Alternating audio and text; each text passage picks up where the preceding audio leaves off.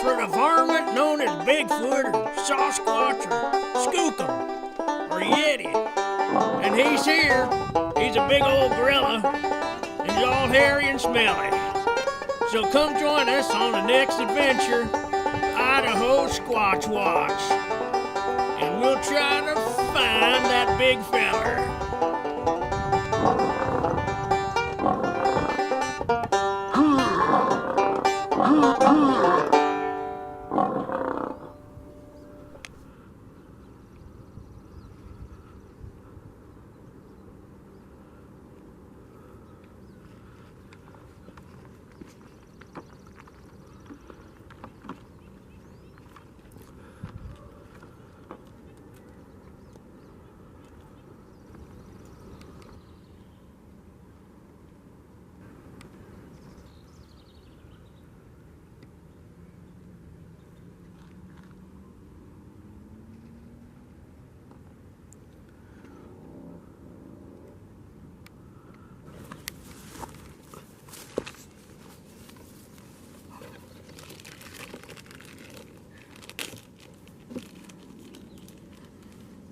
If you cut the bags open instead of trying to rip them open, it doesn't make a huge mess like the last time I tried to cast a print.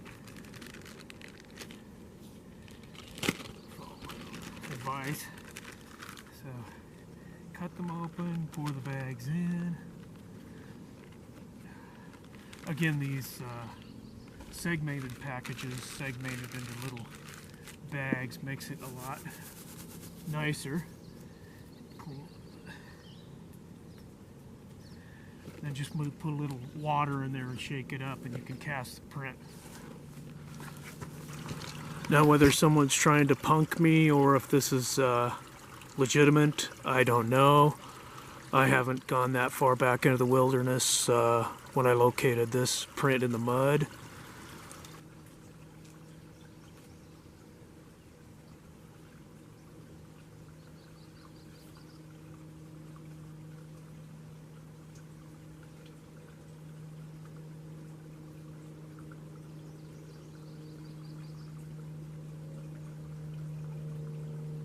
I probably didn't put nearly enough water in there, but last time it didn't dry for hours, so I'm hoping the less water, more plaster might dry faster. Down below me here, there's sort of an alluvial crust where water is washed up and washed sand into a depression, and it's formed a cortex or a crust, and something big and heavy has crushed through, and you can see it right in there. For experimental purposes, I left a watermelon out here the other night, and this is what's left of it. Looks like it was smashed on here and then eaten. I couldn't find no teeth marks or anything of that sort. In fact, I think maybe someone shot it with a shotgun maybe or something, but then it's been picked clean. All these pieces have been eaten. There may be tooth marks on this one. Huh. That's sort of an interesting development right there. I'm gonna bag this one up. I got a fairly good mud trap here for tracks. I've got bobcat, mountain lion, wolf, moose. And then over here, I have something anomalous here. Something looks like Sausquatch footprint, actually. And you can see the toes to the right, the big toe to the top of the screen, the digits numerically down towards the bottom of the screen, tarsal flex in the middle, and a heel right next to that little piece of wood. I'm fairly excited about this one. It's got all the anatomical detail of the ones you see in Meldrum's book or Finding Bigfoot website. I've been watching this clearing in this ponderosa pine forest up ahead. There's other species of pine too. I see white pine and maybe great fir. But In any case, I thought I saw something moving up there, but there's a lot of animals and probably humans here too. But I'm heading up that direction. But here's where I saw the footprint. And here's an arrow. I forgot my measuring device, but here's an arrow, one of Alton Safford's arrows that he helped me make, giving some size to this foot. And like I said, it's got a lot of detail. Most of them don't. I got a pad depression here. It's probably quite a few inches, a yard or so. And I got other depressions. And then over here where I put that X across is the print that has the detail, and it's fairly large right in here. Yeah, I was skeptical before because the phalanges were long, but I can see the front pad of the foot. The phalanges are fairly long, and then there's kind of a waist in the middle where the tarsal flexor is, and then the heel's fairly large. Look at the size of that moose. I would not want to be trampled by him or her. Here's an interesting feature, a log feature of a arch. I don't know if it's natural or not, but by coincidence, heard a pretty strange noise in here.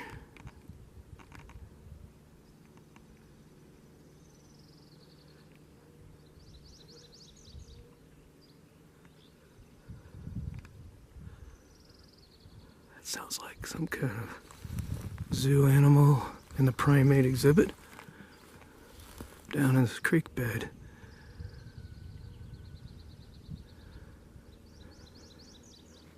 I'm not sure if this is the ink blot syndrome or something, but it looks as though I see something up there. Deer season, everything looks like a deer until you see one.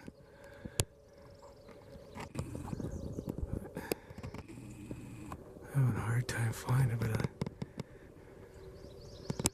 in that shadow, I think there's something. It's hard to find in the camera. I can see it with my eye.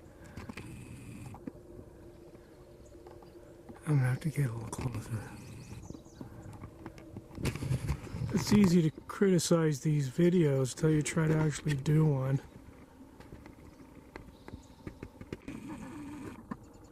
Pretty sure that's a stump. But from my naked eye, it actually looks primate, like anthropomorphic.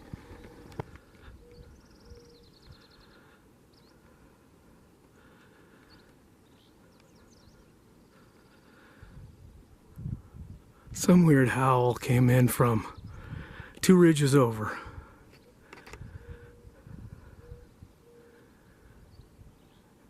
Nothing more.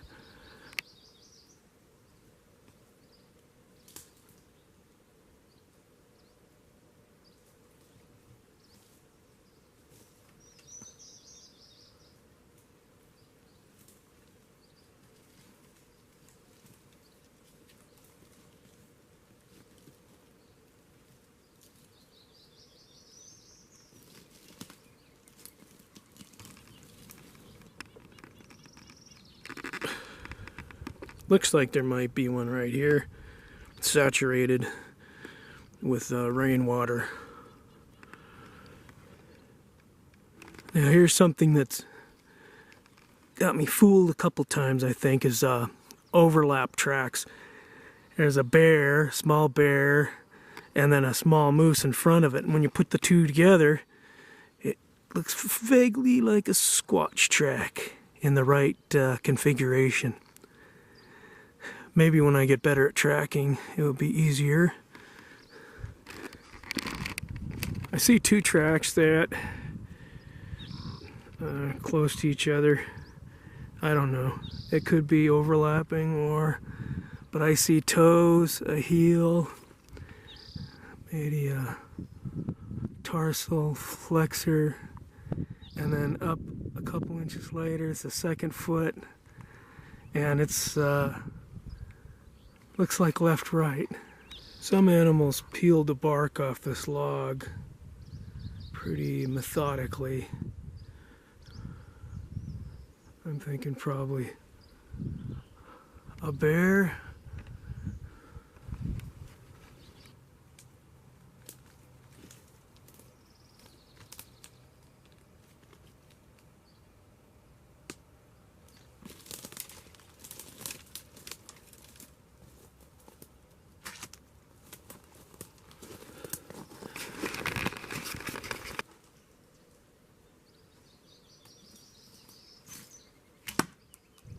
Turkey hunting and squatching do not go together, as I have taken a tumble down the slope into the bushes and sprained my ankle. Luckily I could hear a timber operation right down this canyon. Hello, all you greenhorns.